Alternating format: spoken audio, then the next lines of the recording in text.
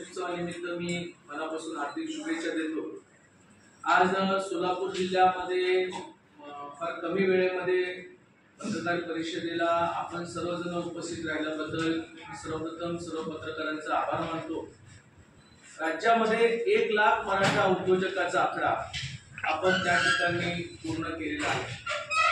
अण्णासाहेब पाटील आर्थिक विकास महामंडळाच्या योजनेअंतर्गत महाराष्ट्रातील विविध जिल्ह्यांच्या माध्यमातून आज 31 जुलैला आम्ही 1 लाख मराठा उद्योजक त्या ठिकाणी पूर्ण केलेले आहेत।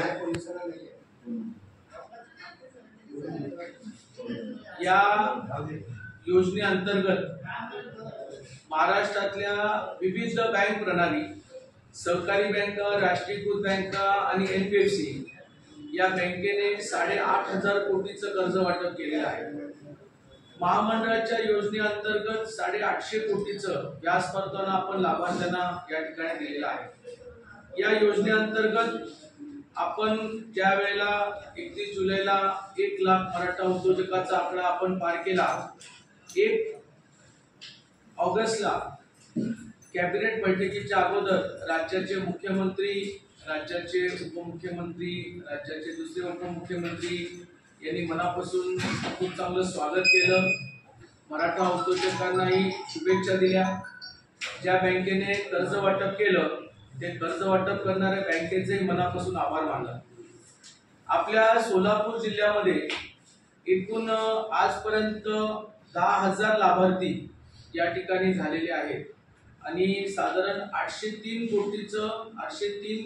करोडचं कर्ज वाटप राष्ट्रीयकृत सहकारी आणि NBFC बँकेने केलेले आहे। आपण या ठिकाणी 80 कोटीचा व्याज परतावा आतापर्यंत महामंडळाच्या माध्यमातून सोलापूर जिल्ह्यातल्या लाभार्थ्यांना त्या ठिकाणी आपण दिलेला आहे। 21 तारखेला आपण या ठिकाणी लोकमंगल कोऑपरेटिव्ह बँक च्या विद्यमानाने या ठिकाणी आपण मेळावा आयोजित करतोय। या योजनेअंतर्गत लोकमंगल कोऑपरेटिव्ह बँकेचा एक फार मोठा वाटा त्या ठिकाणी आहे। 1216 लाभार्थ्यांना त्यांनी 119 कोटीचं कर्ज वाटप त्या ठिकाणी केलेलं आहे। त्याचबरोबर 21 तारखेला सकाळी या मेळाव्याच्या माध्यमातून प्रमुख लाभार्थी, यशस्वी लाभार्थी यांचाही आम्ही सत्कार करणार आहोत। काही चांगले मनोगत त्या ठिकाणी ज्यांची या योजनेअंतर्गत ज्यांनी लाभ घेतला त्यांचेही मनोगत त्या ठिकाणी आपण मांडणार आहोत। अशा प्रकारचा जो मेळावा आपण त्या ठिकाणी आयोजित केलेला आहे।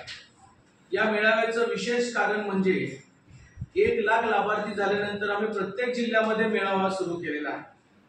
आपण त्या ठिकाणी 9 ऑगस्टला सातारा जिल्ह्यामधून, जे माझ्या वडिलांचं जन्मगाव आहे, जिल्हा आहे, या जिल्ह्यातूनच आपण त्या ठिकाणी सुरुवात केली।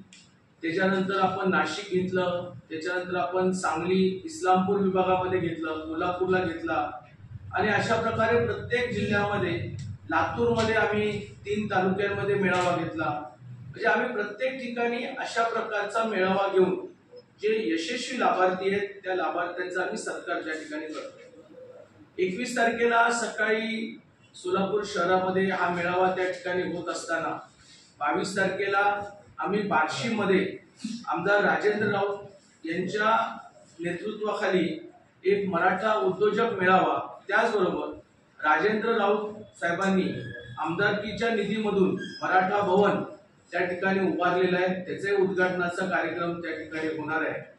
अशा प्रकारे या मेळाव्याला 21च्या मेळाव्याला आणि 22च्या मेळाव्याला आपण खूप चांगल्या पद्धतीनं प्रतिसाद द्यावा एवढीच या ठिकाणी विनंती आहे।